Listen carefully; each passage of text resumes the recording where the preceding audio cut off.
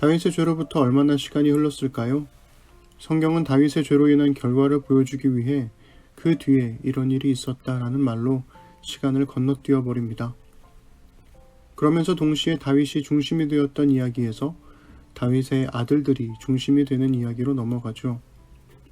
학자들은 사무엘하 13장부터 열왕기상 2장까지의 이야기를 왕위 계승 내러티브라고 부릅니다. 다윗의 아들들의 권력 다툼 끝에 어떻게 10번째 아들인 솔로몬이 왕 위에 오를 수 있었는지를 보여주는 이야기라는 거죠. 그리고 그 과정 전체가 다윗의 죄로 인한 결과들인 동시에 그 결과들 사이로 하나님의 은혜가 비집고 들어간 이야기이기도 합니다. 사무엘상에서 사울의 이야기가 그의 죄로 인해 다윗의 이야기로 넘어갔던 것처럼 사무엘하에서도 다윗의 이야기가 그의 죄로 인해 그의 아들들의 이야기로 넘어갑니다. 그렇게 새로운 인물들이 등장하죠.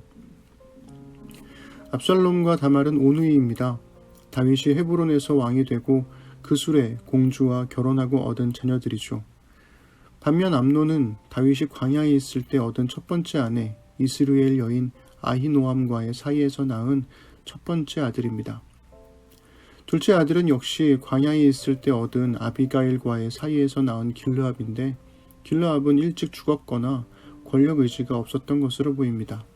결국 13장은 왕위 계승 1순위인 암논과 2순위인 압살롬의 이야기였지만 드러나는 이야기는 다말을 사이에 둔 위력에 의한 성폭력 사건이었습니다. 암논은 이복 동생 다말을 사랑했습니다. 사랑으로 번역된 히브리어 아하브는 문맥에 따라 성적 집착의 뉘앙스도 같는데요. 암논이 정당한 절차를 거쳐 다말을 아내로 맞이하는 방식을 고민하지 않고 어떻게 하면 다말과 성관계를 할 수 있을까를 고민한다는 점에서 그의 사랑은 그저 성적 집착일 뿐이었습니다. 이때 다윗의 셋째 형 시므아, 즉 삼마의 아들인 요나답이 다말을 볼 수 있는 방법을 알려줍니다. 그는 왕의 병문안을 이용해 다말이 요리를 만들게 함으로써 두 사람의 만남을 성사시키죠. 세번역은 요나답을 아주 교활한 인물이라고 번역했지만 이는 이후 드러나는 암논의 죄를 고려한 의역입니다. 히브리 원문은 하이쉬 하캄 메오드로 매우 지혜로운 사람이라는 뜻인데요. 아마도 요나답은 왕의 책사였을 겁니다. 그렇게 사건이 벌어지죠. 오늘은 사무엘하 13장 1절부터 19절을 읽어드리겠습니다. 그 뒤에 이런 일이 있었다. 다윗의 아들 압살롬에게는 아직 결혼하지 않은 아름다운 누이가 있는데 이름은 다말이었다. 그런데 다윗의 다른 아들 암논이 그를 사랑하였다. 암논은 자기의 누이 다말을 사랑하였으나 처녀이므로 어찌할 수 없는 줄을 알고 병이 나고 말았다. 암논에게는 요나답이라고 하는 친구가 있었는데 그는 다윗의 형 시므아의 아들이다. 요나답은 아주 교활한 인물이었다. 마침 그가 암논에게 물었다. 왕자님, 나날이 이렇게 안색이 수척해지시는데 웬일이십니까? 나에게 그 까닭을 알려주지 않으시겠습니까? 암논이 그에게 말하였다. 나의 아우 압살롬의 누이 다말을 내가 사랑하고 있기 때문이오. 그러자 요나답이 그에게 제안하였다. 왕자님은 침상에 누워서 병이 든 채 하십시오. 부왕께서 문병하러 오시면 누이 다말을 보내달라고 하십시오. 누이 다말이 와서 왕자님이 드실 음식을 요리하게 하면 좋겠다고 말씀하십시오. 다말이 왕자님 앞에서 음식을 요리하면 왕자님이 그것을 보면서 그의 손에서 직접 받아 먹고 싶다고 말씀드리십시오. 그리하여 암논이 침상에 누워서 병든 채 하고 있으니 과연 다윗 왕이 그를 문병하러 왔다. 그때 암논이 왕에게 요청하였다. 누이 다말을 보내주십시오. 제가 보는 앞에서 누이가 맛있는 빵 몇 개라도 만들어서 그것을 저에게 직접 먹여주게 하여 주십시오. 다윗은 다말의 집으로 사람을 보내어서 지시하였다. 어서 네 오라비 암논의 집으로 가서 그에게 먹을 것을 좀 만들어 주어라. 다말이 자기의 오라버니 암논의 집으로 가서 보니 그가 침상에 누워 있었다. 다말이 밀가루를 가져다가 이겨서 그가 보는 앞에서 맛있는 빵 몇 개를 빚어 잘 구웠다. 그리고 다말이 냄비째 가져다가 암논 앞에서 그릇에 담아 주었으나 암논은 먹을 생각을 하지 않고 사람들을 다 밖으로 내보내라고 말하고는 사람들이 모두 밖으로 나간 뒤에 다말에게 말하였다. 그 빵을 이 침실로 가지고 들어와서 네가 손수 나에게 먹여다오. 그래서 다말은 손수 만든 빵을 들고 자기의 오라버니 암논의 침실로 들어갔다. 다말이 그에게 먹여주려고 다가서니 그는 다말을 끌어안고 함께 눕자고 하였다. 다말이 그에게 말하였다. 이렇게 하지 마십시오, 오라버니. 이스라엘에는 이러한 법이 없습니다. 제발 나에게 욕을 보이지 마십시오. 제발 이런 악한 일을 저지르지 말아주십시오. 오라버니가 나에게 이렇게 하시면 내가 이런 수치를 당하고서 어디로 갈 수 있겠습니까? 오라버니도 또한 이스라엘에서 아주 정신 빠진 사람들 가운데 하나와 똑같이 되고 말 것입니다. 그러니 이제라도 제발 임금님께 말씀을 드려보십시오. 나를 오라버니에게 주기를 거절하지 않으실 것입니다. 다말이 이렇게까지 말하는데도 암논은 다말이 애원하는 소리를 들으려고 하지도 않고 오히려 더 센 힘으로 그를 눕혀서 억지로 욕을 보였다. 그렇게 욕을 보이고 나니 암논은 갑자기 다말이 몹시도 미워졌다.